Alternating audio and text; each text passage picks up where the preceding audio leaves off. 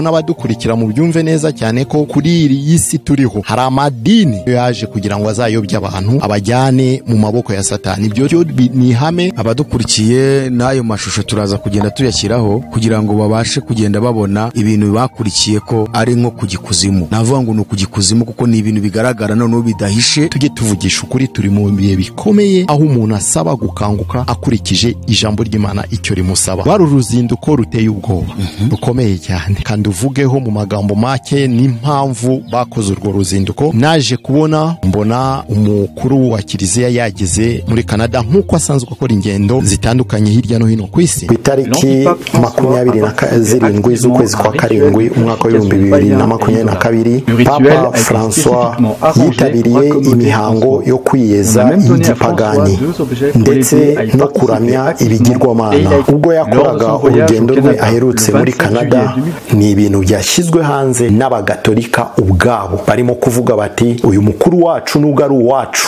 ibi birarengeye, biraturengeye, natwe ntago twari tuzi ko utuyobora mu rwego rw'isi ashobora kwitabira imihango y'abarozi, imihango iramya Satani, imihango ituka Imana. Noneho mu mugambi mu bintu barimo gushaka kumvisha ikiremwa muntu, mwumve namwe uburyo ki barimo kwita ibintu ariko bakabicurika, utazakanura azagwa mu mutego. Aya madini yose ariho n'amatorero n'amadini ya gakondo utagiwagiwe bo barayemera ko ni ukuvuga ko ikibazo kiri ku isi kirimo gutera ibibazo by'intambara n'ibiki. Baravuga ngo ni ukubera ko uko niko bakomereje wa mushinga wa ecumenism wo kumva ko hagomba kuba idini rimwe. Niba dukomoka hamwe kuki dusenga ibintu bitandukanye? Ikibazo uzahaguruka wese afata ikindi cyerekezo ntajye muri kiriya barimo kumwereka, uzahura n'ibibazo bikomeye cyane. Dukore hakiri ku manywa. Ubu nicaye imbere ya kamera ya Ron TV, ejo ntibizankundira. Ayo mahoro barimo kuzana ku isi si ya mahoro Yesu atanga, ni amahoro. Ndaza gusaba ubuyobozi bw'ikasikazi gufungura umuryango nawo kugira ngo tubashe kubona uburyo bwo kwinjira aho hantu.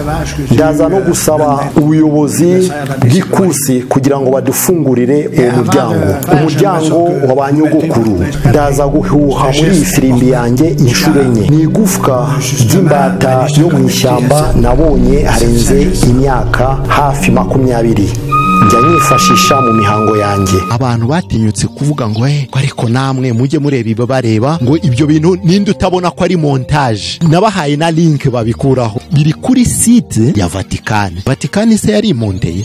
Vatican yiteranyirije amashusho iribeshyera. Ni ibintu bifatika bigaragara ko yari ahicaye, yari ahari. Ni gute umuntu ushobora kuvuga ngo ibintu ni montage? Bamuhaye n'ibikoresho bibiri by'ikuzimu kugira ngo bamufashe uburyo ki azajya yitabira iyi mihango, kandi nawe yarabibemereye ko rwose iyi mihango azajya yitabira. Mu gihe bari barimo gukora iyi mihango, umupagani hari amagambo yahamagaye atangira kuvuga.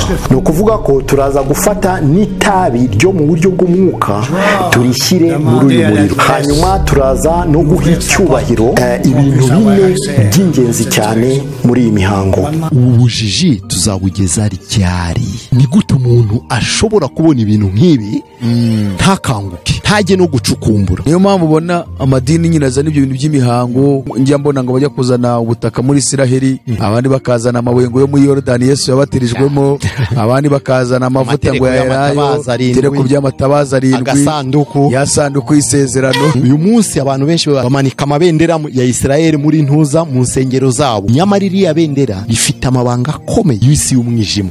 Kuko Israel iriho ubu ngubu, iriya nyenyeri irimo ntago ari inyenyeri, ni piramide ebyiri zigerekeranye. Ugafata iyo bendera ugakubita mu rusengero rwawe ngo ni bendera ry'Imana. Iryo si ry'Imana na gato. Ese ibi bintu abantu badukurikiye hirya no hino ku isi bari mu matorero yabo, mu madini yabo, ibi bintu barabyumva cyangwa ni ryari uzasobanukirwa ko aho urimo gusengera, nubwo bavuga mu ndimi nshya, nubwo bahanura, nubwo bazura bapfuye, ko ataraha Imana, ni umunsi uzumva bo ku mugambi wabo. Ejo bundi uyu mwaka utararangira, tugeze mu kwezi kwa 11 utararangira, bagomba imbaraga za Pentecote zatangiranye itorero ni nazo zizasozanya itorero mbere yuko Kristo azamuka. Ibimuga bizahaguruka mu kuri no mu mwuka, pani ibingibi bisigaye bihagurutswa n'impeta bavanye muri Nigeria. Magie noire kubw'igihe gitoya, ibintu bitazamara imyaka 3 cyangwa 4 biriho, kuko Imana igomba kubisenya. Ni umunara wa Babel bagaruye ku isi. Kubw'izo mpamvu nicyo cyemeza nta gushidikanya ko ubupapa bwerekana ku mugaragaro imikorere n'imbaraga za Antikristo mu itorero rya Gikristo hano ku isi. Tube maso nshuti bavandimwe. Uko itorero ryatangiye mbere yuko Yesu Kristo agaruka, niko rizasoza umurimo wayo. Mubyumve neza aho ngaho.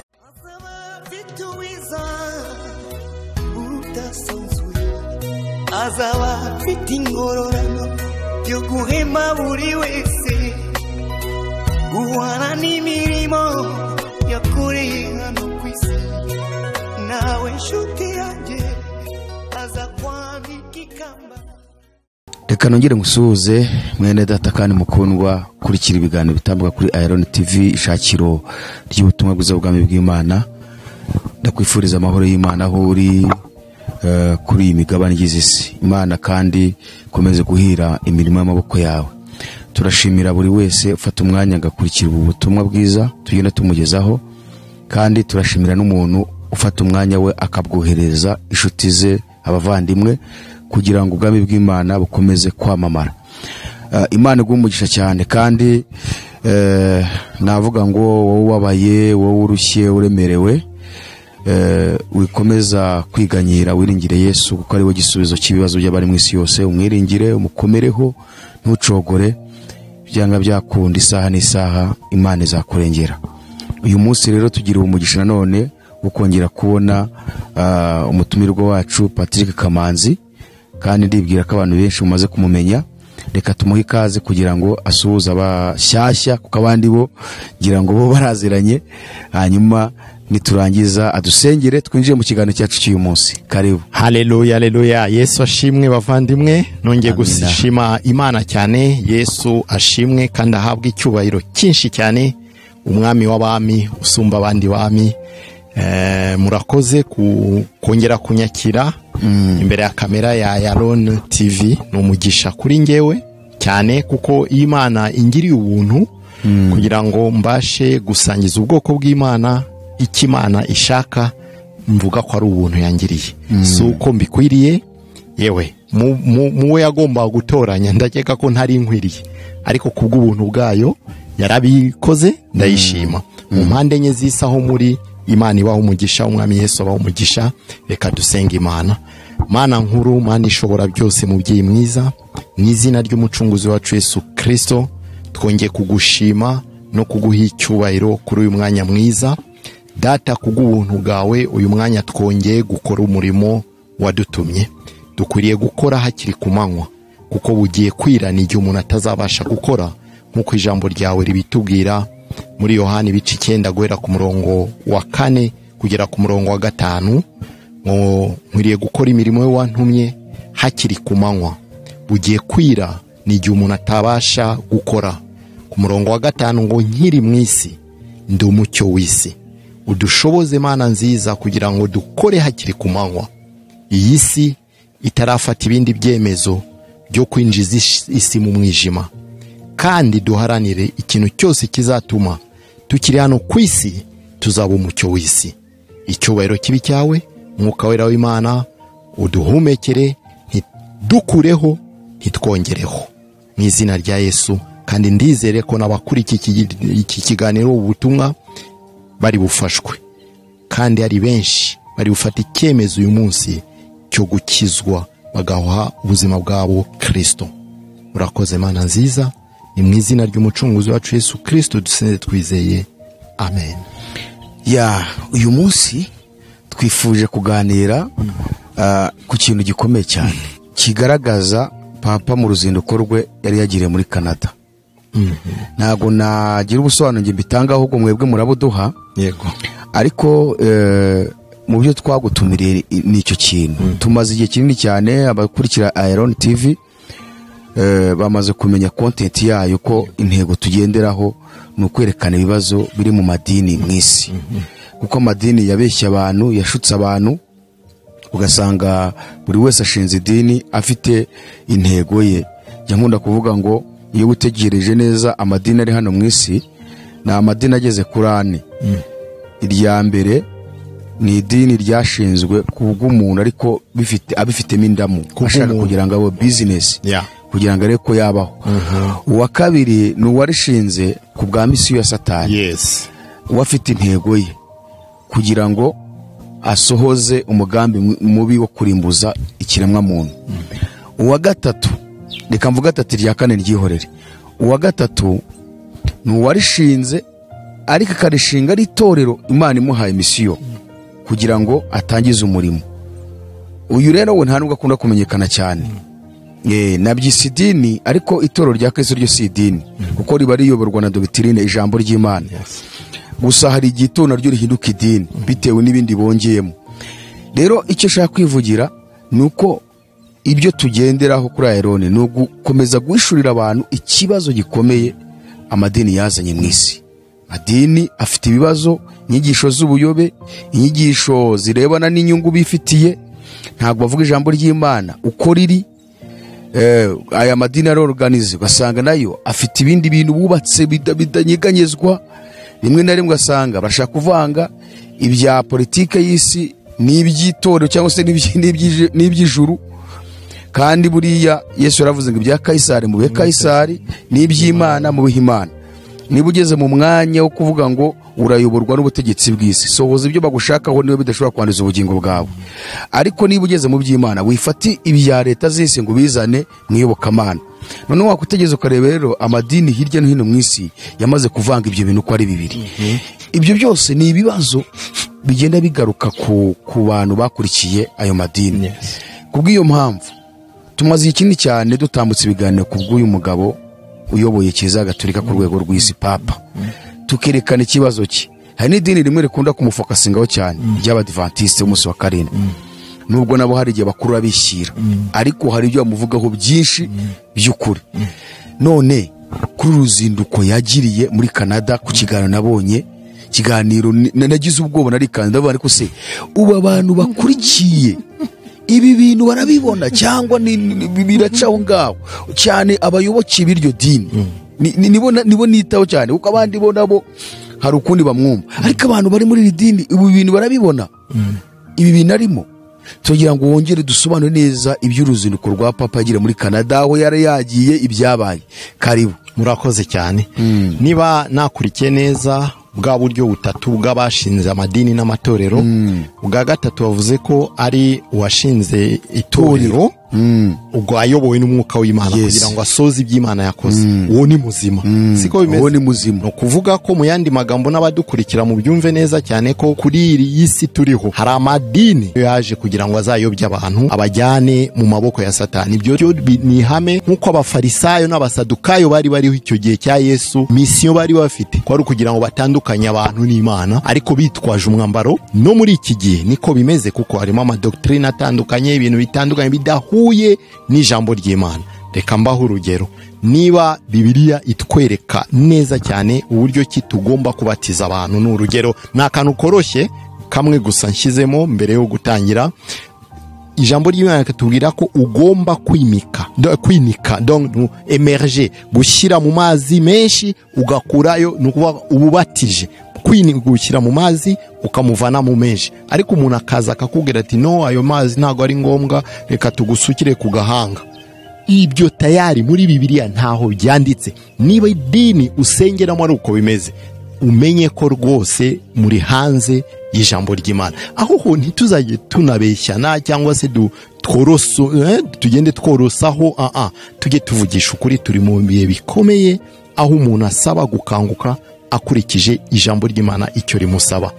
Ibyo byonyine niba uraho bishobora kugwa gutekereza ukavuga ati kuki babikoze gutyo. No kugira ngo bajyane umuntu aho bashaka bamutandukanye n'Imana kandi biyita ko ari Imana. Urwo ni urugero rworoshye nari mvuze. Noneho ku bijyanye n'itorero, itorero rya Kristo rirahari, umubiri wa Kristo urahari, irimo amatorero atandukanye ku isi. Yego harimo nayo yinjijemo amadoctrine atandukanye, ariko hari andi meza akiyoborwa n'umwuka w'Imana, agikorera Imana mu kuri no mu mwuka kandi arimo kujyana abantu mu ijuru.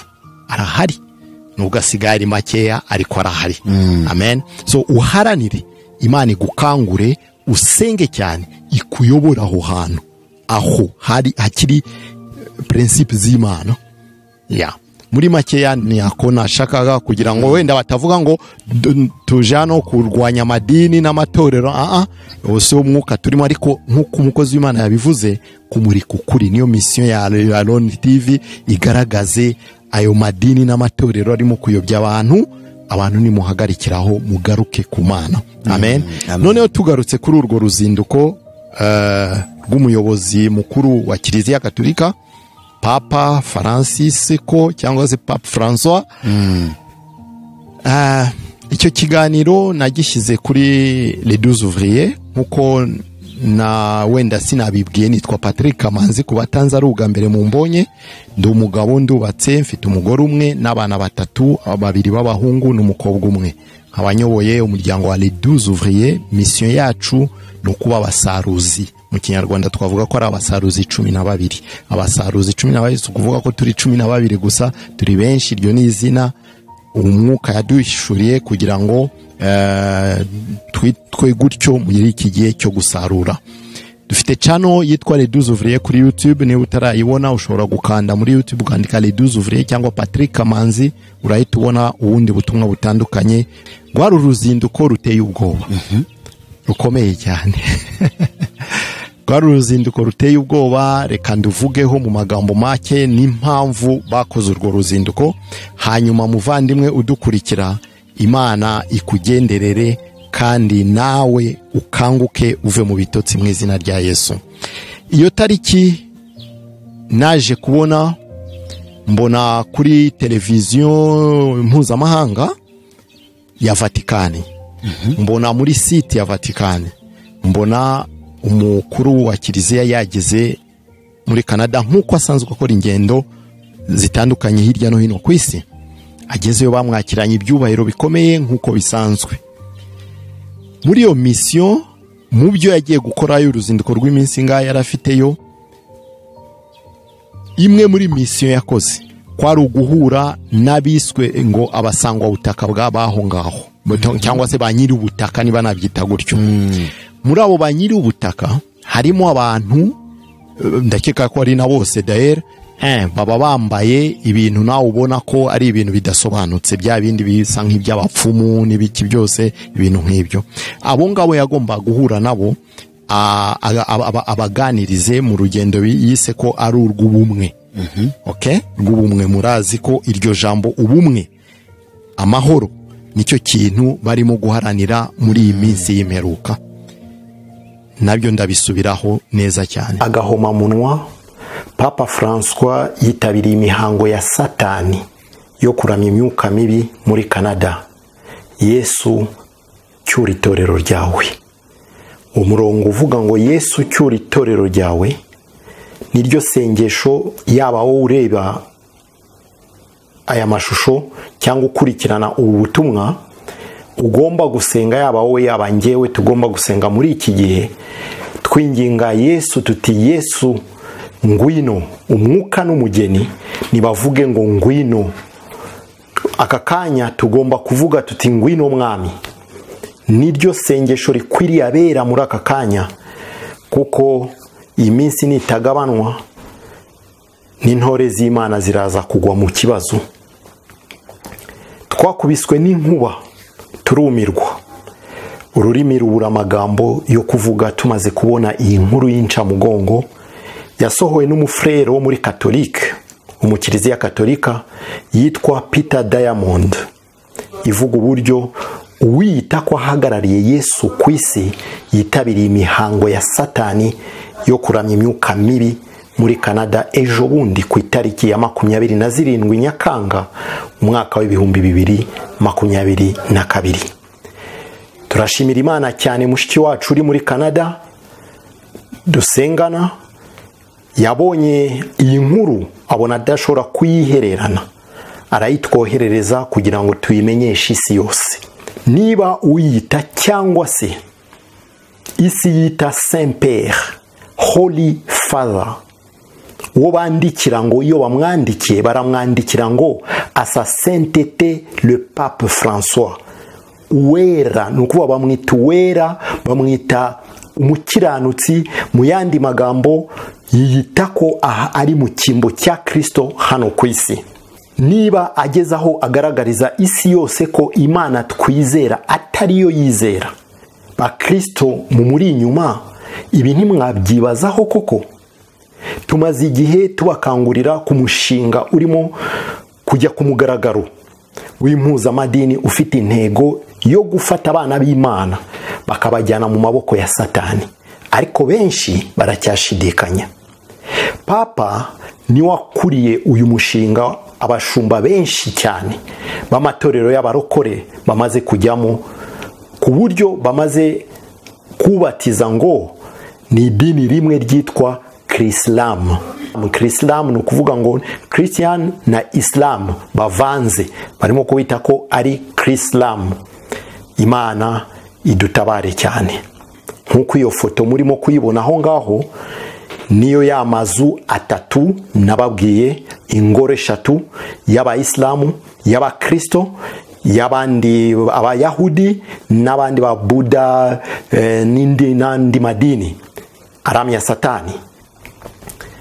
Buri umwe wese agomba kubaha imyemerere y'undi kugeza Yesu aje. Ni uzarobanura ihene n'intama, ni uzamenya uwasenginze Imana by'ukuri n'uwayibeshye, n'uwabeshya Imana.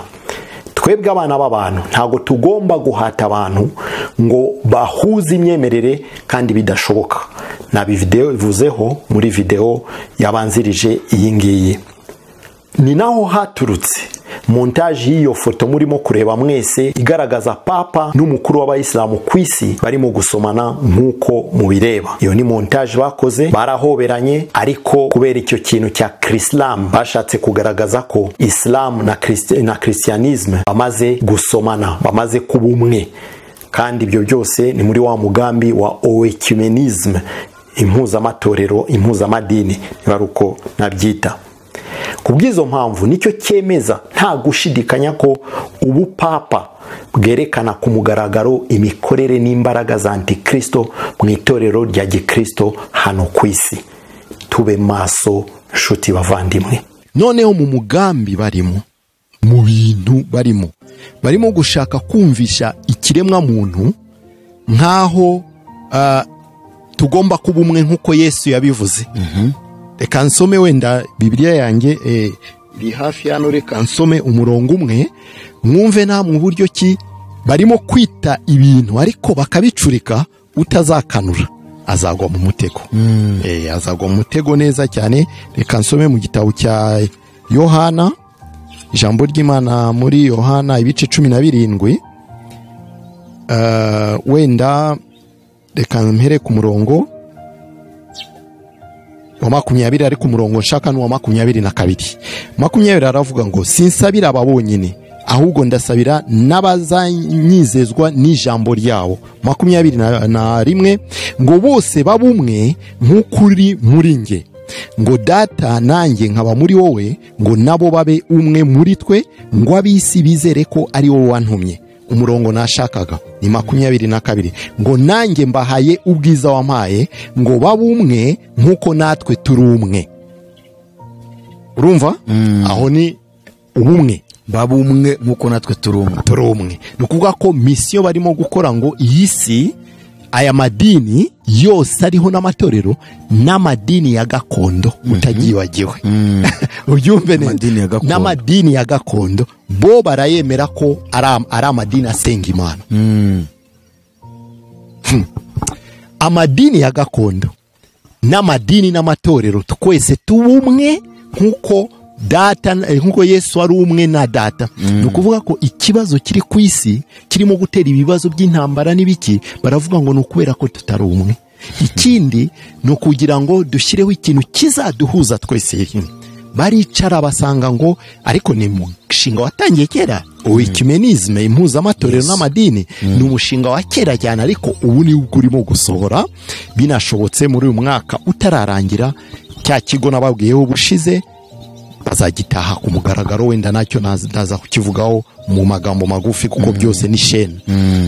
Noneho baravuga bati byose ni umugambi umwe, tugomba guhuriza ku kintu kimwe. Uko niko bakomereje wa mushinga wa ecumenism wo kumva ko hagomba kuba idini rimwe. Niba dukomoka hamwe, kuki dusenga ibintu bitandukanye? Ikibazo kubera iki? Ni nayo mpamvu mwene data Jean-Luc n'udukurikiye wese uzahaguruka wese afata ikindi cyerekezo, ntajye muri kiriya barimo kumwereka, uzahura n'ibibazo bikomeye cyane.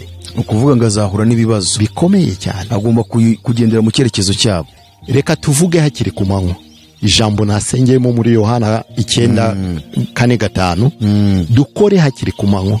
Ubu nicaye imbere ya kamera ya Ron TV, ejo ntibizankundira, bizaba byanze utabyemerewe, bizaba byanze. Kubera iki? Nzaba nanze kujya muri uwo murongo w'ubumwe.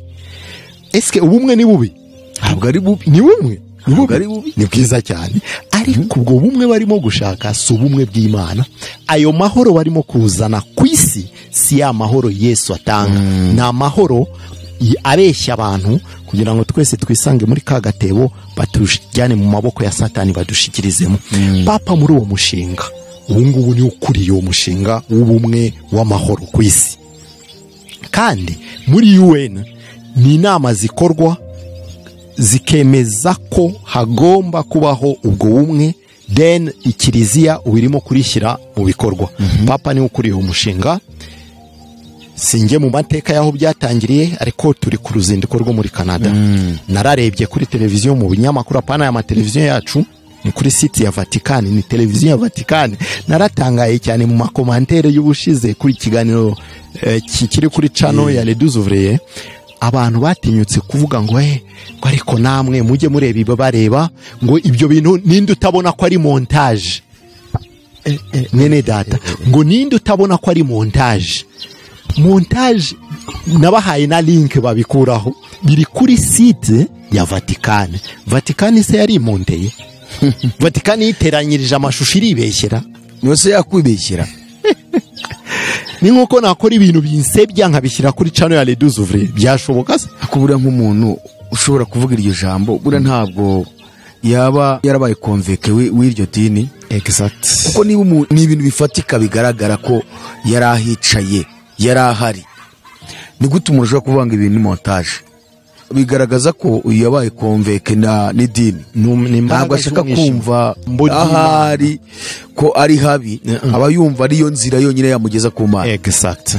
Nukuvuga ni ikintu giteye ubwoba cyane, umuntu akakwereka ibintu byose kuva kuri ano kugera kuri Z, ariko ukavuga ati reka sha ibyo bintu ni montage. Abandi batariko se niba yaragiye kubasura kugira ngo wenda Imana afite ayibahe. Ikibazo kiri hehe? Imana afite bayibahe, kandi muri iyo mihango byaragaragaye neza ibyo bo bamuhaye. Ntaragera aho ngaho, ndeba amakuru ndayakurikira, ndacukumbura, numva gahinda kenshi mu mutima. Ndavuga ni Imana, ubu bujiji tuzabugeza ryari? Ni gute umuntu ashobora kubona ibintu nk'ibi ntakanguke, ntajye no gucukumbura? Hari umuntu umwe nigeze kuzana mu gakiza, ndi mu gihugu cy'Ububiligi. Twaraganiriye tugeraho ngo Bikira Mariya yazamutse mu ijuru. Ndavuga nti no, ntago yazamutse mu ijuru. Ati reka gukora ishyano. Ari hehe? Ndamubwira aruhutse mu gituza cya Aburahamu nk'abandi bose, ategereje wa munsi w'umuzuko aho twese tuzaba turi imbere y'Imana. Icyo mpamya azambikwa ikamba rikomeye kuba umucunguzi yaramukoze, yaramunyuze. Ni umudamu w'icyubahiro Imana yitoranyije mu bagore batuye isi yose. Siko bimeze? Ni umuntu w'agaciro gakomeye cyane. Kuri wa munsi azagororerwa nkatwe twese, ariko muri aya masaha asinziriye nk'abandi bose. Abantu bazamutse mu ijuru ni batatu, Bibiliya itubwira: Enoch, Eliya na Yesu wapfuye iminsi 3 arazuka nyuma y'iminsi 40. Bazamutse ku mugaragaro. Hari undi uzi? Nta rupfu baciyemo rwose. Hari undi uzi? Ntawe Bibiliya ivuga. Nta nuza wabayeho, nta nuzabaho, nabo ngabo. Aravuga ati reka biri muri Bibiliya. Ndamubwira hehe mu murongo? ati ndajya kubaza padiri. Okay, nubaza padiri akakubwira umurongo aho ukawunzanira, njyewe akakanya nawe ndasubira muri Gatolika. Turajyana kabisa. Ati sawa. Aragenda, arashaka, arawaza. Padiri turabona ni ibitabo runaka, ati no umurongo muri Bibiliya unyereke. Nanjye mujyanire kuko yanyemereye ko ninkubona. Aragaruka muri kiliziya. Padiri arashaka byo. Yawukura he? Uwo yarakijijwe. Uweza kizwe. Avuga ati bikiri kinyoma nari maze imyaka myinshi. Navutse nzi ko ruko bimeze. None niba bitari muri Bibiliya biri hehe? Ngo none igitabo banditse ibyo abanditse ni nkuko nanjye nakwandika muri Bibiliya. Padiri arabura. Umuntu ahita aravuga ati no gukanguka. Ariko mwene data areba gutyo we yakeka ngo aba bantu barimo kurwanya idini. Nta dini umuntu arwa, iyo ntambara nta nubwo twayishobora, ngo nta mbaraga dufite zo kurwana. Nta nubwo ari byo twahamagariwe.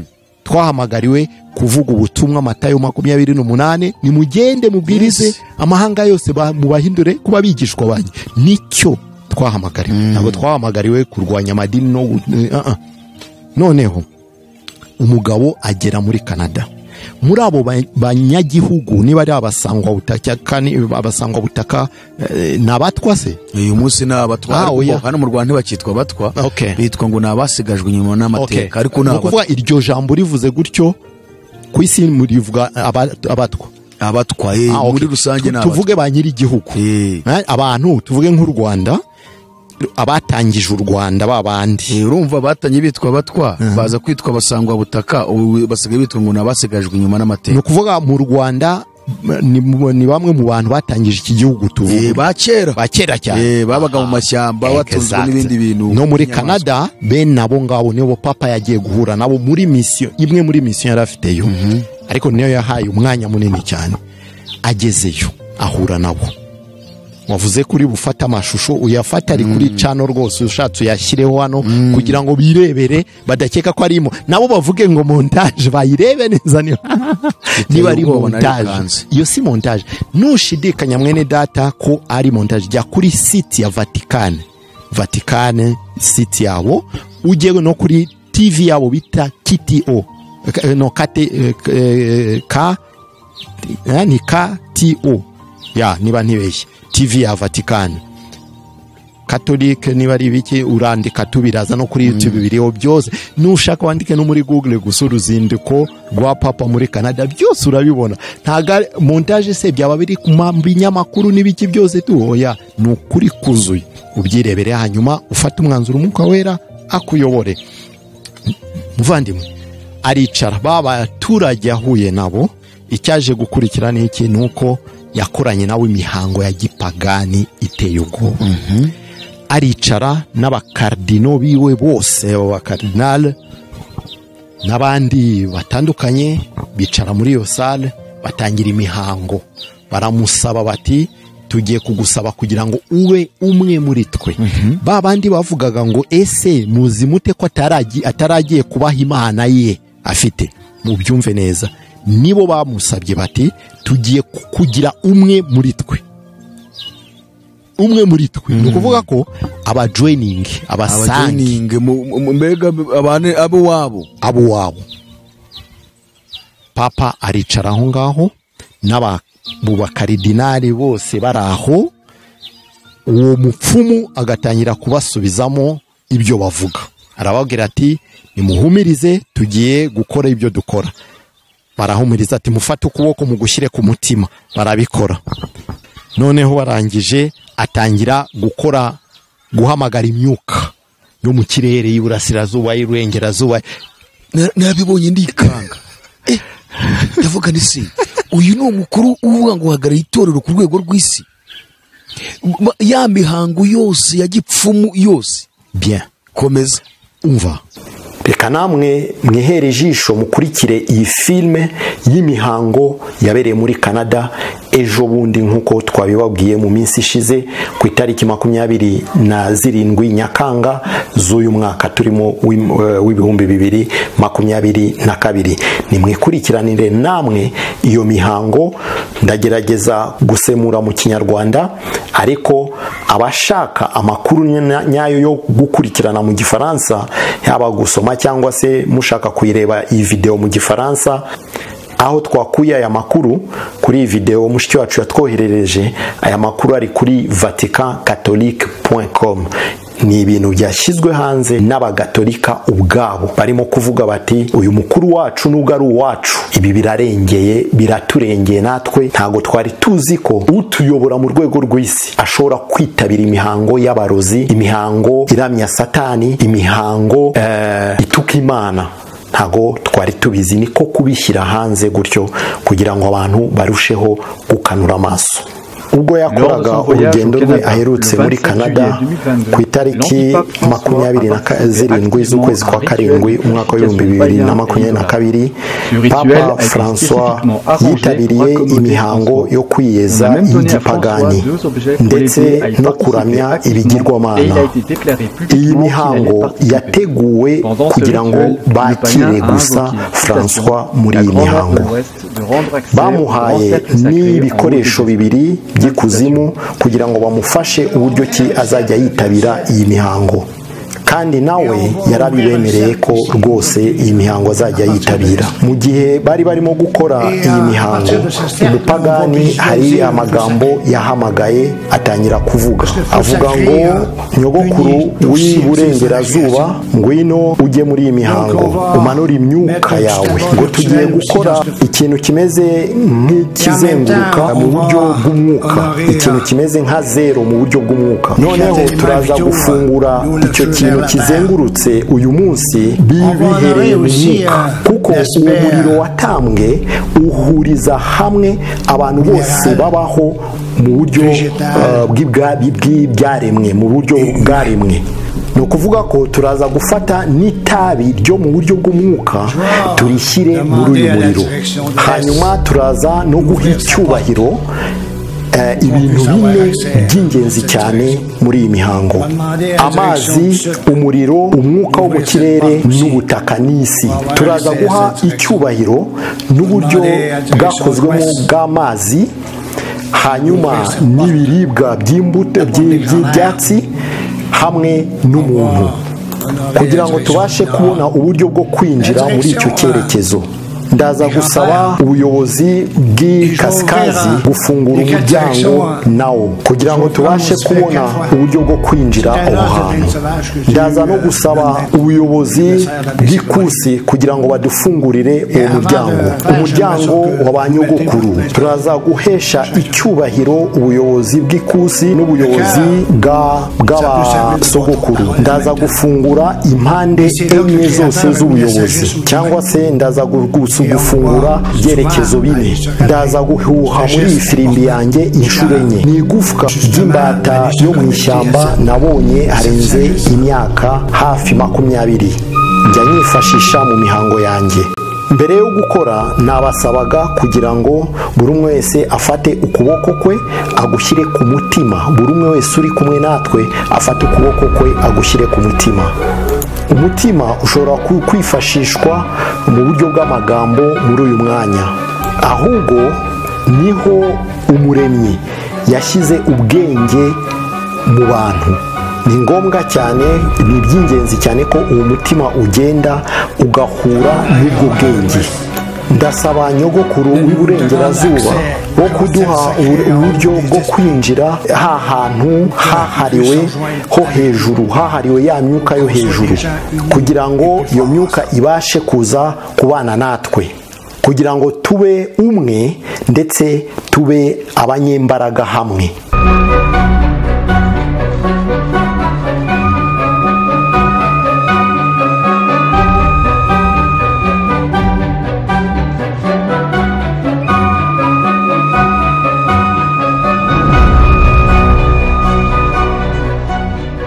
C'est démoniaque. Et c'est définitivement un acte public d'apostasie.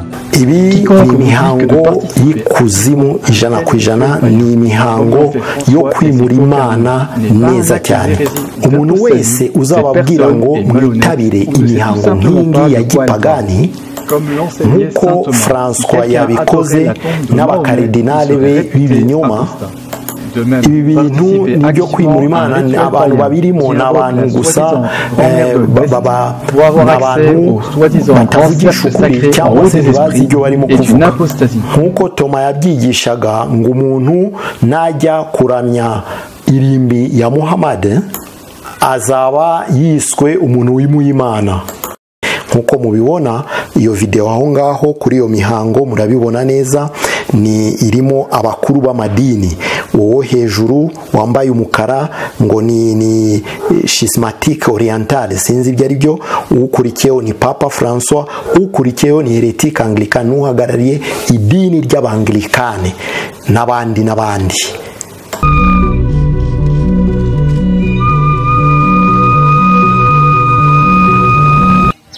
uretse no guhagarara wenyine aravuga ngo ari mu cyimbo cya Kristo hano ku isi. Le Saint Père, Holy Father, ni ijambo rikomeye riteye ubwoba. Nta n'umuntu ku isi agomba kwitwa Saint nawe, ariko niba ari gutyo Saint akajya gufatanya n'abapfumu n'abakonikoni n'ibiki byose, ni ibintu biteye ubwoba. Byose mu buryo ngo mu izina ry'ubumwe bw'abantu. Baramubwira byose, iyo mihango irakoreka, bahamagara izo mana zo mu ibumoso z'iburengerazuba zikusi zikasikazi ngo zize, byose iyo mihango nk'uko muri uri buyerekane, byose babishyiraho neza cyane, barabikora. Barangije bamuhereza utuntu nk'inzaratsi.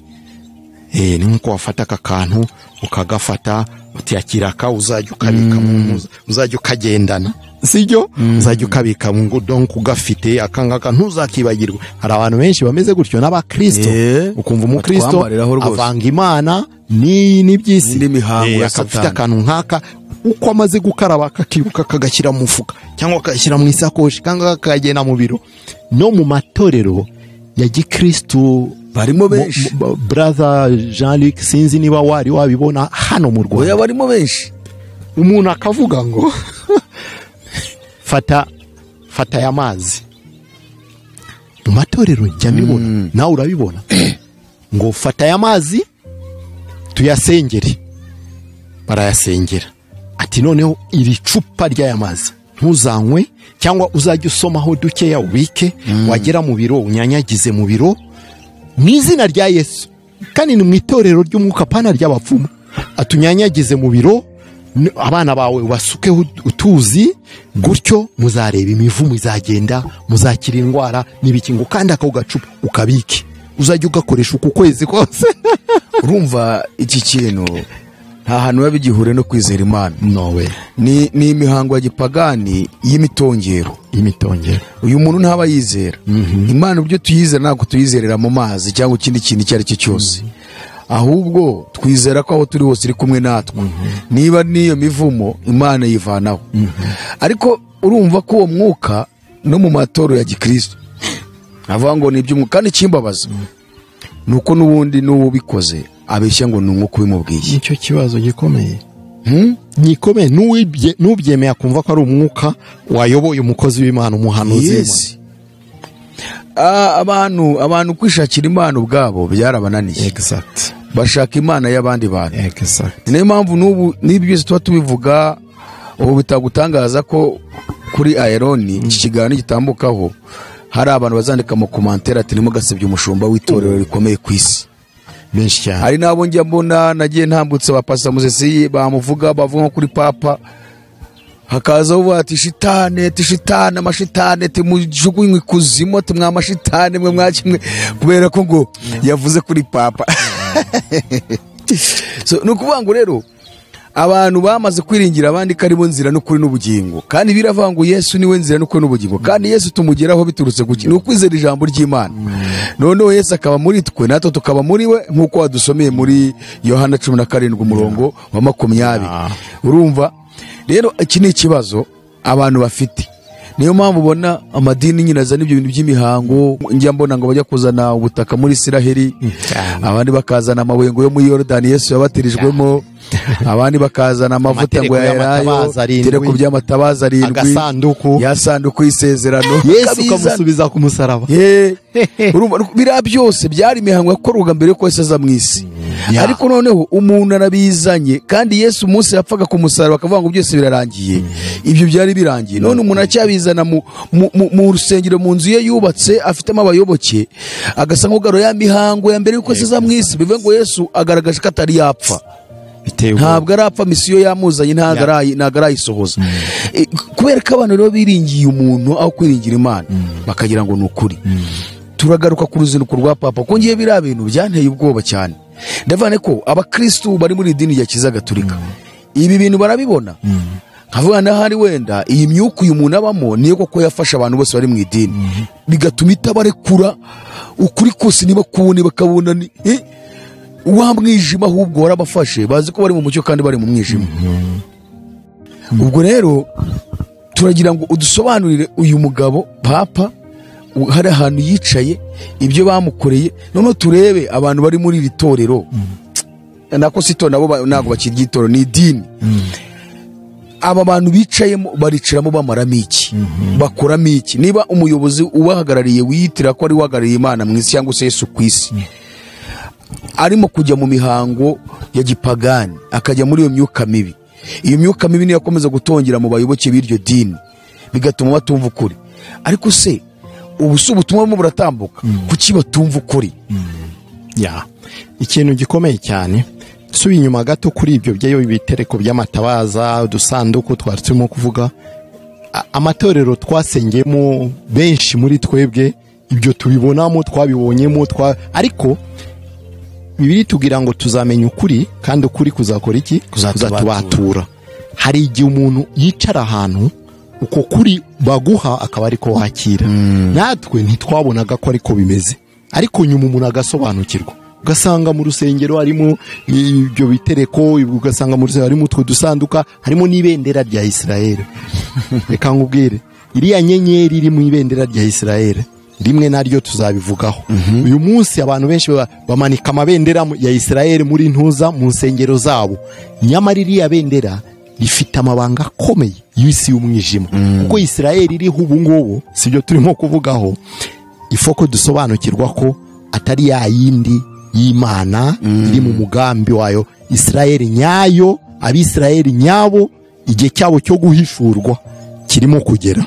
Sibyo, birimo amabanga menshi n'amayobera menshi, ifoko abantu babyitondera babisobanukirwa. Iriya bendera, iriya nyenyeri irimo ni piramide ebyiri zigerekeranye, n'ibintu birebire.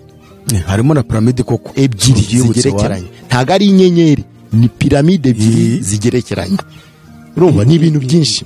Ugafata iyo bendera ugakubita mu rusengero rwawe ngo ni bendera ry'Imana, iryo si ry'Imana na gato, mubyumve neza, si ry'Imana. None uriya mugabo ageze aho ngaho, bakoze iyo mitongero yose bararangiza. Abavandimwe bari muri iryo dini, mubyumve neza ko ibi ari ibintu by'umwuka. Iyo uri ahantu Imana ikonsidera umuyobozi ukuyobora ko ari we inyuraho kugira ngo ikugereho mu yandi magambo. Kuko niba usengera mu itorero ukaba ufite umuyobozi w'itorero, uwo nguwo imbere y'Imana niwe muyobozi wawe, niwe mushumba wawe. Niko amavuta muriho agomba kumutemba aho amuvaho akugeraho. Niba ari mu Mana koko, uzaba mu Mana koko. Ari mu myuka y'isi, nawe uzayibamo byanze bikunze. Icyo gihe bisaba iki? Bisaba ko umuntu abasha gukanguka gusa akavuga ati ibi bintu ndabibona, niki nakora? Ni ukureba iki ijambo ry'Imana rigusaba. Ese kuba uri muri iyo mihango y'idini warakijijwe? Niki cyagukiza ibyo bintu urimo? Nuko kwakira Yesu Kristo nk'umwami n'umukiza w'ubugingo bwawe, ukatura ukavuga uti Yesu ndakwakiriye, iby'idini mbivuyemo, yindi mihango nyivuyemo, ngiye gukurikiza ijambo ryawe. Kuko mu Baroma ibice 10 umurongo wa 9 tuvuga ni watuza akanwa kawe ukemeza n'umutima wawe ko Yesu Imana yamuzuye, uzakizwa. Siko bimeze? Ako kanya uhita uba umwana w'Imana. va muri iyo mihango y'idini mubyumve neza.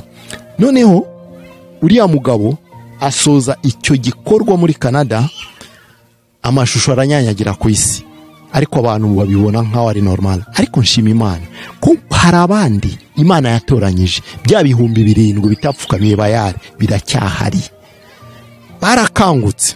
Yewe na bamwe muri bo kuva bwa butumwa nshyira kuri YouTube, sinakubarira abantu bamaze kunkontakta bashaka kwakira Yesu Kristo nk'umwami n'umukiza w'ubugingo bwabo, kandi basengeraga muri iryo dini.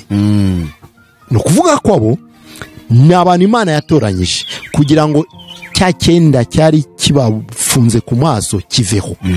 Uyu munsi turimo kubakurikira, hari n'abashaka kubatizwa vuba cyane, tuzababatiza kubw'ubuntu bw'Imana. Urajya by'ukuri ngo barabatijwe muri ya gahunda y'utuza, ariko bakeneye kubatizwa kuko ijambo ry'Imana ribisaba. Nawe muvandimwe utararenga, wenda ndacyabivugaho, iki ni cyo gihe cyawe. Akira Yesu Kristo nk'umwami n'umukiza w'ubugingo bwawe. Senga Imana, niba utanabisobanukiwe, senga Imana iguhishurire aho uhagaze, aho ariho. Noneho iyo mihango irangiye, ni ukugira ngo byose bizatuganishe muri rya dini rimwe ririmo guharanira ubumwe. Hano mu Rwanda hari umushinga wigeze gutangira, uracyanariho kandi urakomeye, uri mu bihugu 54. Nturagera mu bihugu 54, ariko mu mwaka w'ibihumbi 2015 bari bafite plani yuko ibihugu 54 bigize Afrika, uwo mushinga bazawugeza muri ibyo bihugu byose. Ni umushinga witwa Peace Plan. Peace Plan urumva ni umushinga w'amahoro ukuriwe na Rick Warren, Pastor Rick Warren wa Saddleback Church. uri hagarariye uwo mushinga, unafite amafaranga menshi cyane. Hano icyicaro cyayo ni Kacyiru ndakeka, uri muri gahunda yo kujya ku isi. Ese Peace Plan nta kibi kirimo? Ni byiza cyane, ni umushinga mwiza, amahoro, umushinga w'amahoro, ubumwe bw'amahoro. Uwo mushinga waje hano mu Rwanda, wayobowe n'abakozi b'Imana, ba bishop, ba apotre b'umwuka, kuko yari manda y'imyaka 3 kavaho hakajyaho undi akayobora imyaka 3 akavaho. Niko mbiheruka muri iyo myaka 2015-16. Ni umushinga mwiza. Ariko uwo mushinga mu rwego rw'isi ni uri munsi y'iryo dini rimwe. Ayo mahoro ya Papa avuga yamamaza, uwo mushinga wubatswe Abu Dhabi, nabivuzeho ubushize, n'ubureka mbisubiremo. Ni projet yatangijwe na Papa n'umukuru wa Islamu bita Ahmed, Sheikh Ahmed, afatanyije na Papa, batangira n'abandi n'abamadini n'abaza gakondo, batangira uwo mushinga. Noneho umva igitangaza cyabayeho, wari ukuriye uwo mushinga wo guhuza Papa n'abapasiteri b'aba Pentecote n'abaprotesta. Ni umugabo bitaga Tony Palmer. Tony Palmer bitaga kuko yarapfuye, yatangije uwo mushinga, ajya kureba umukozi w'Imana bita Kenneth Copeland. Kenneth Copeland ni umuherwe mu rwego rw'isi, ni umwe mu bapasiteri bakize babandi bagira n'amajet privé yabo. Jamubona Kenneth Copeland. Tony Palmer ahura na Kenneth Copeland, aramubwira ati, muvandimwe, mvuye kwa Papa. Papa afite umushinga mwiza cyane wo gusoza gahunda y'ubumwe bw'amadini n'amatorero.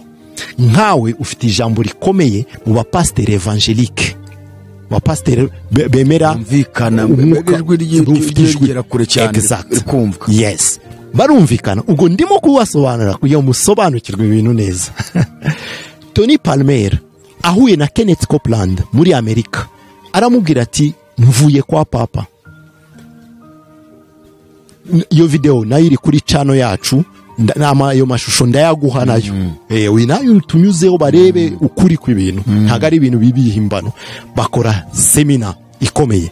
No Kenneth Copeland abwira Tony Palmer abwira Kenneth Copeland ati, umushinga Papa afite ubumwe none ndagusabye muvandimwe gerageza wowe ufite ijwi urumva uwo Tony Palmer ni umuanglikane ahuye anglikane ni umunyedini ahuye n'itorero rindi evangelique donc bitango ry'abanyamwuka Pentecote n'ibiki ati none namwe duhuze hamwe kugira ngo tuzitabire ubutumwa bwa papa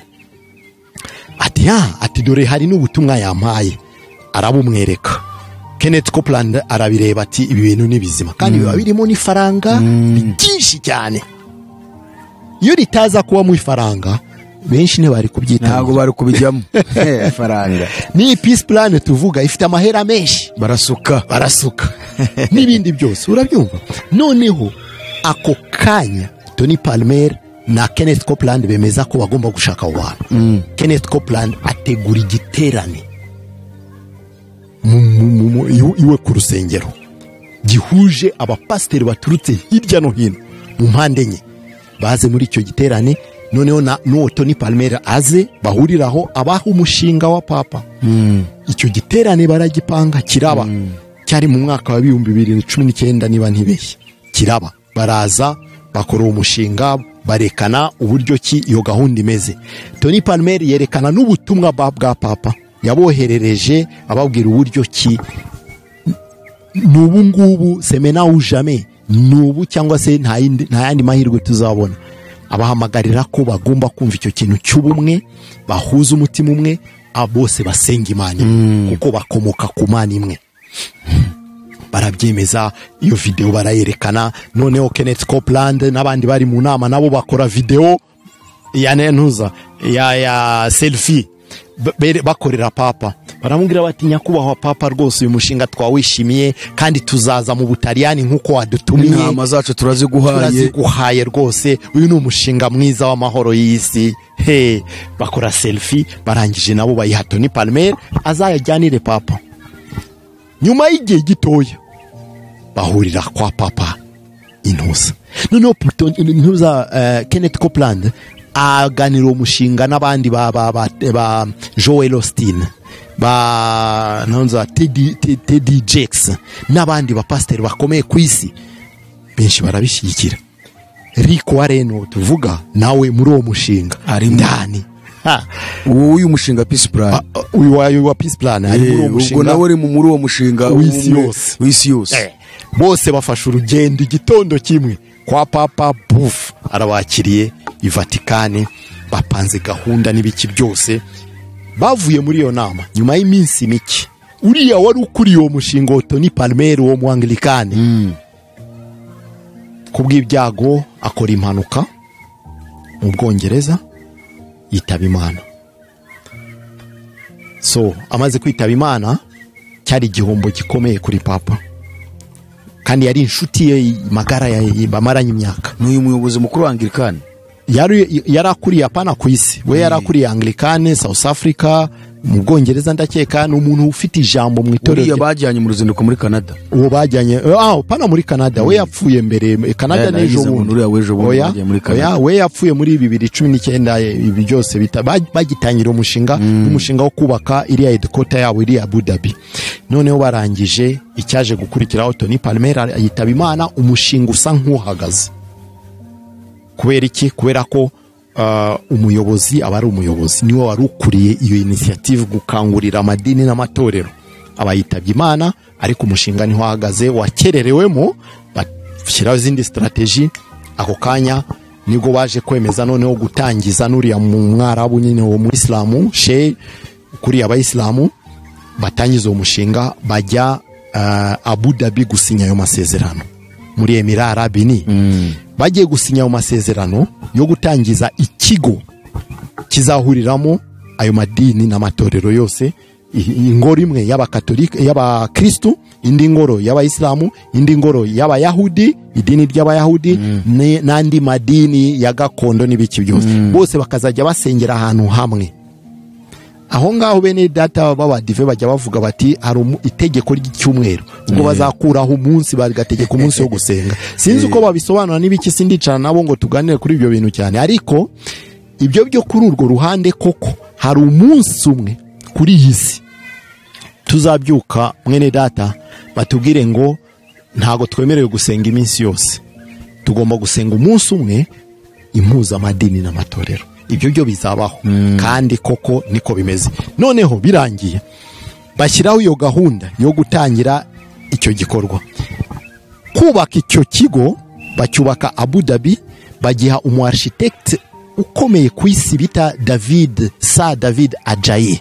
David Adjaye ni umuganeye ariko afite inkomoko ya Ghana ariko afite ubwene gihugu bw'Ubwongereza, ku buryo ni architect ukomeye yubatse ibintu bitandukanye ku isi, yahawe n'umudari wishimwe n'umwamikazi w'Ubwongereza. Uwo mudari wo muri urwo rwego yahawe nta munyafrika yari yakawuhawe.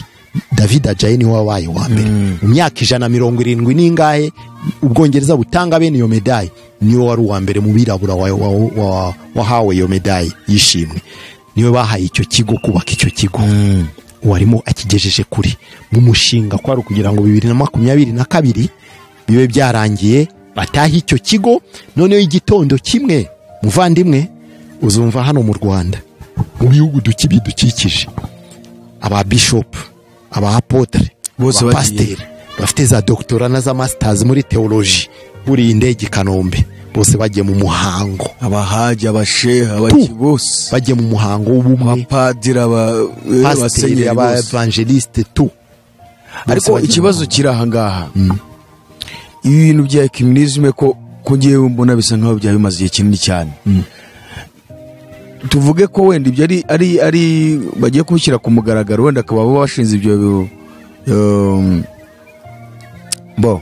bakaba bashyizeho icyicaro cyabyo, ariko ku impuzamatorero ko n'amadini byose ko nzi ko byari bimaze igihe. Rega byari mu buryo bw'amayobera, ijambo twasomye mu Batesalonike ubushize byari mu buryo bw'amayobera. Ibi byose n'ibindi byose biri imbere n'ibi ngibi twanyuzemo byose ni ibintu byari rwihishwa, ariko uko isi igenda yegera wa munsi ni nako ayo mayobera agenda ashyirwa ahagaragara.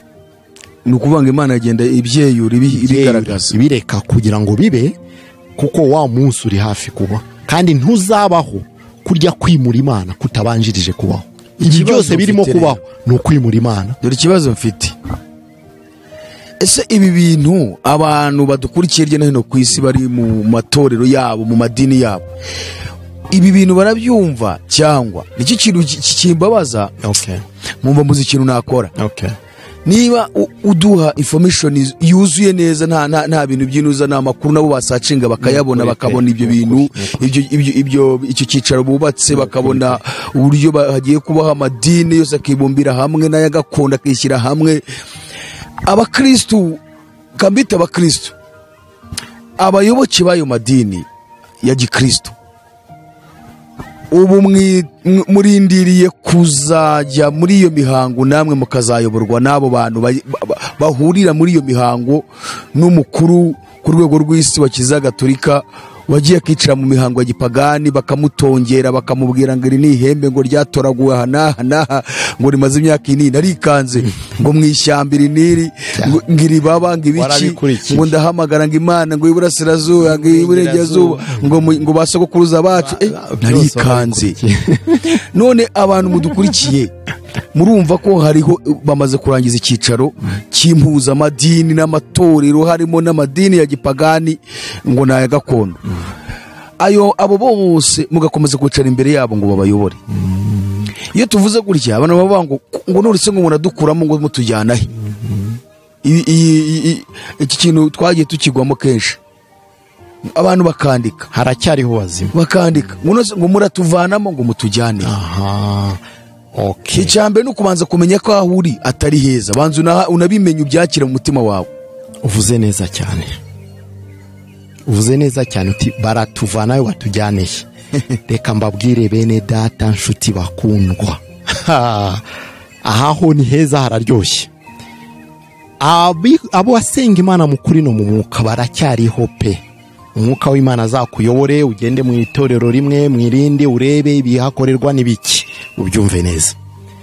Ni ryari uzasobanukirwa ko aho urimo gusengera, nubwo bavuga mu ndimi nshya, nubwo bahanura, nubwo bazura bapfuye, ko ataraha Imana, ni umunsi uzumva umushumba wawe na komite y'itorero n'ibiki bemeza bati izi gahunda z'ubumwe bw'amadini n'amatorero natwe turimo kandi ni byiza n'ibiki, uzakizwe n'amaguru.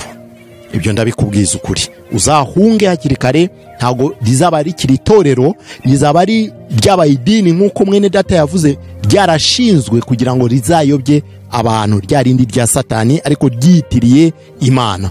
Icyo gihe ni uguhunga. Urabyumva? Nubona gusa kuko si kera bo ku mugambi wabo. Ejo bundi uyu mwaka utararangira, tugeze mu kwezi kwa 11 utararangira, bagomba gutaha kiriya kigo, keretse niba habarabayemo imbogamizi wenda bakimura, ariko ntibizarenga 2023 icyo kigo cy'impuzamadini n'amatorero n'amadini ya gakondo kidatangiye. Kandi nigitangira kizaba gikorana na za leta z'ibihugu bitandukanye ku isi. Nukuvuga ko leta izashyiraho amananiza cyane ku madini cyangwa se ku matorero adakurikiza ziriya gahunda. Benshi bazabambura impapuro bakoreshaga, bazabakuraho ibyangombwa n'ibyemezo, abazanga kwinjira. Mwene data, nuba mu rusengero kubona bakwambuye icyemezo ngo nuko wanze kwiyungana, fatanya n'uwo mukozi w'Imana, azaba ari mu muhamagaro w'ukuri. Igihe tugezemo, uko itorero ryatangiye, igihe cy'intumwa, amatorero yo mu mago, amatorero yo kwa Rufo, yo kwa Kira na Priscilla, itorero ryo kwa Kanaka, uko itorero ryatangiye mbere yuko Yesu Kristo agaruka, niko rizasoza umurimo wacu. Mubyumve neza aho ngaho. Ni ukuvuga ko igitondo kimwe aya madini n'amatorero azemera kwinjira muri gahunda, bazakomeza basenge nta kibazo. Ariko uzanga urugero, niba afite itorero, Jean-Luc afite itorero, tukanga kujyamo, cyangwa afite ministeri, tukanga kwiyunga nabo, bakadufungira amazi n'umuriro, abakristo twasenganaga tuzava muri bya bibatima za batima z'insengero twubatse, Église de Réveil, Église de Miracle, Église apostolique, Église ziriya tuzazivamo. Noneho njyewe Kamanzi nkukuriye iryo torero, icyo nzakora ni iki?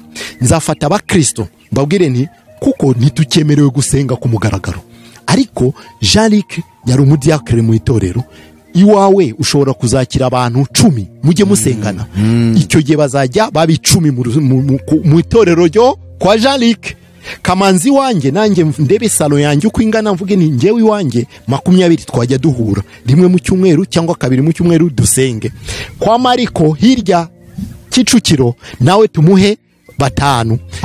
Kwa Jean Paul mu Kiyovu tumuhe 30, wenda inzu ye ni nini. Kibagabaga kwa Chantal tumuhe 12. Okay? Noneho Kamanzi nkontrole iryo torero nyine ry'umwuka ry'Imana, ariko tudasengera muri ya mazu leta yatubujije, muri ya mazu idini rimwe ryatubujije. Icyo gihe noneho ngakordona itorero ryo kwa Jean-Luc, ngakordona itorero ryo kwa Chantal, ngakordona itorero ryo kwa Mariko mu Kiyovu na hehe, tugakordona kandi tugakomeza kuzura imbaraga z'umwuka wera, tugasenga Imana. Ibitangaza n'ibimenyetso bizakoreka muri icyo gihe. Mwene data Jean-Luc, sekera n'ejo bundi bizakoreka ibitangaza. Impumyi zizahumuka, abapfu bazazuka, ibimuga bizagenda mu buryo bukomeye, kuko imbaraga za Pentecote zatangiranye itorero ni nazo zizasozanya itorero mbere yuko Kristo azamuka. Ibimuga bizahaguruka mu kuri no mu mwuka, pani ibingibi bisigaye bihagurutswa n'impeta bavanye muri Nigeria. Sijyo magie noire, nibi by'amadini y'Abayisraeli n'ibiki byose basigaye bakoreshwa ibitangaza ari indi myuka bagiye gushaka. Ariko muri iyo minsi ya nyuma, ejo n'ejo bundi, bizaba ari ibitangaza bikomeye. Bene abo ngabo Imana izabakoresha ibintu bikomeye, ariko abandi bazinjira muri bwa bumwe bw'amadini n'amatorero kubw'igihe gitoya, ibintu bitazamara imyaka 3 cyangwa 4 biriho, kuko Imana igomba kubisenya ko n'umunara wa Babel bagaruye ku isi. Amina. Ya, turabashimiye cyane. Amen. Ngira ngo abadukurikiye n'ayo mashusho turaza kugenda tuyashyiraho kugira ngo babashe kugenda babona ibintu bakurikiye ko ari nko kugikuzimu. navuga ngo ni ukugikuzimu, kuko ni ibintu bigaragara noneho bidahishe. Abakozi Imana benshi batandukanye bagiye bagaragaza uyu mushumba mukuru wa Kiliziya Gatolika, bakerekana ibibazo bye, bakerekana uburyo yishyize hejuru. Bibiliya itabyemera, yavuga ko ahagarariye Imana ku isi, yavuga Bibiliya ntibyemera. Tukabwira abakristo ngo Bibiliya avuga ngo nimukagira umuntu wo mu isi mwita data, kuko data ari umwe, ni Yesu wabyivugiye ubwe, ngo so n'umwe, ngo ni Imana. Ariko abantu bakomeza bavuga ngo papa, ngo papa. Ibyo byose ni ibintu abantu bakwiye kumenya, kandi bagasoma ibyanditswe byera. Ikibazo nabonye nko mu idini ya Kiliziya Gatolika, gusoma Bibiliya, ibyo urabizi, ndakeka ko bamaze imyaka n'imyaniko ari itegeko ridakuka. Nta mukristo wari wemerewe gusoma Bibiliya. Ejo bundi nibwo batangiye bamwe na bamwe. Hanyuma ukabona umukristo amaze imyaka 40. Hari uwo twabwirije mu minsi ishize mu byaro tujya kuvugamo ubutumwa, avuga ko amaze imyaka 45 mu Kiliziya. Igitabo cya Matayo ntazi aho kiba. Uravuga Matayo nitangira ryo tamenya ryari ryo. Ni ikibazo gikomeye. Niyo mpamvu abantu ubereka ikibazo bakavuga ati woya mwise by'umushumba wacu.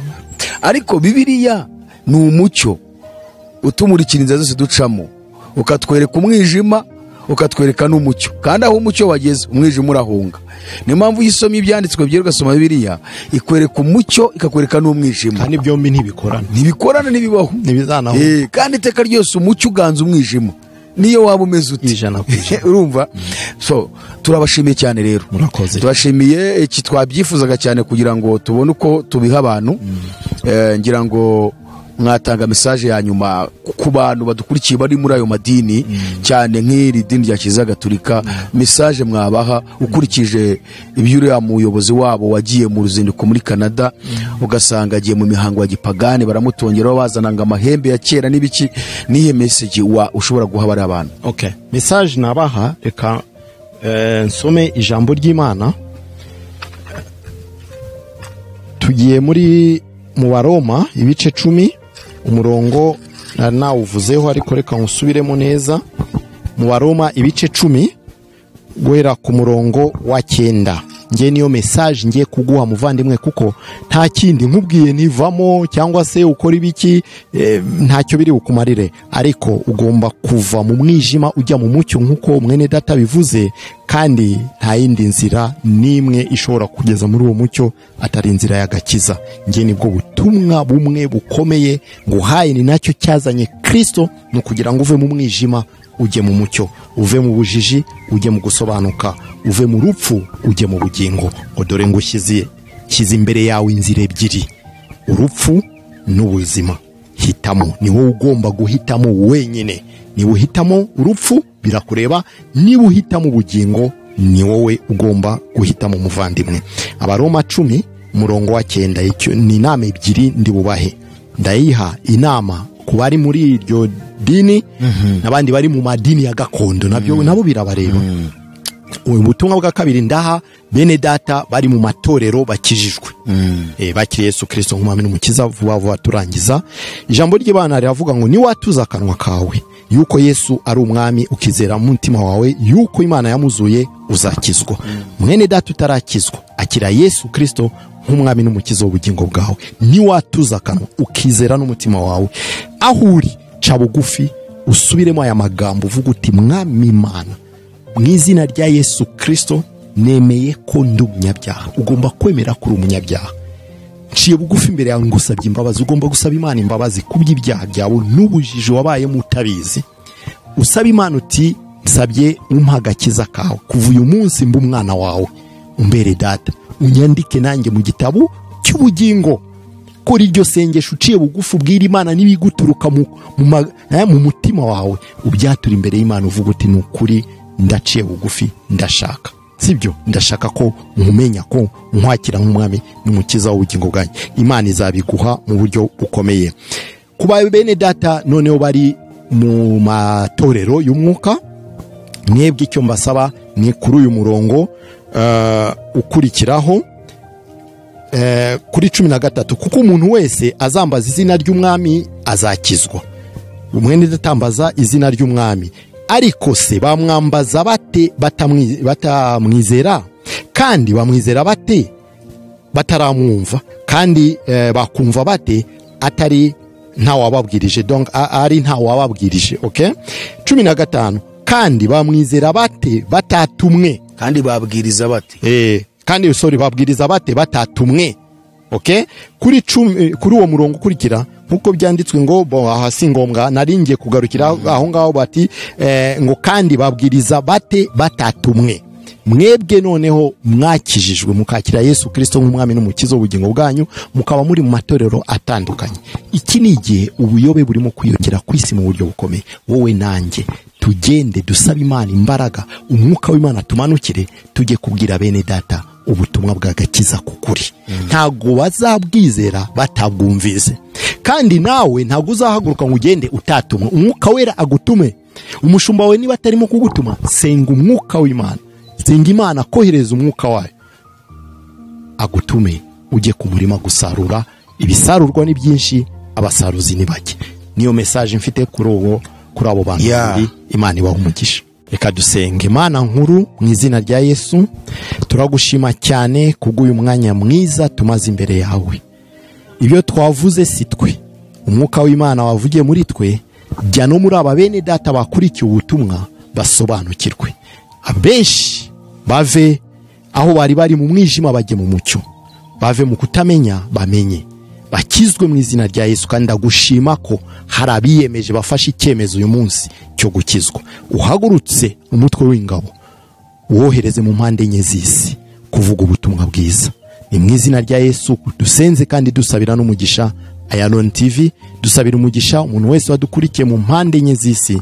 Icyubahiro n'ikuzo bikomeze bijyawe, ni mu izina ry'umucunguzi wacu Yesu Kristo dusenze twizeye, amen. Turagushimiye cyane nshuti mukundwa rubanye natwe muri iki kiganiro. Turagusaba gusharinga ubutumwa bwiza kugira ngo dukomeze gufatanya kwamaza ubwami bw'Imana, hanyuma turusheho kwezwa no kuba maso no gusobanukirwa ukuri kwa nyako n'ikinyoma cya Satani. Hanyuma ikiganiro nakagaruka, mukomeze kugira ibihe byiza. Azatujyana muri amazu meza yaduteguriye, nitugerayo tuzahora turiri, zaba kumwe na Eliya, zaba kumwe na Abrahamu, tuzahora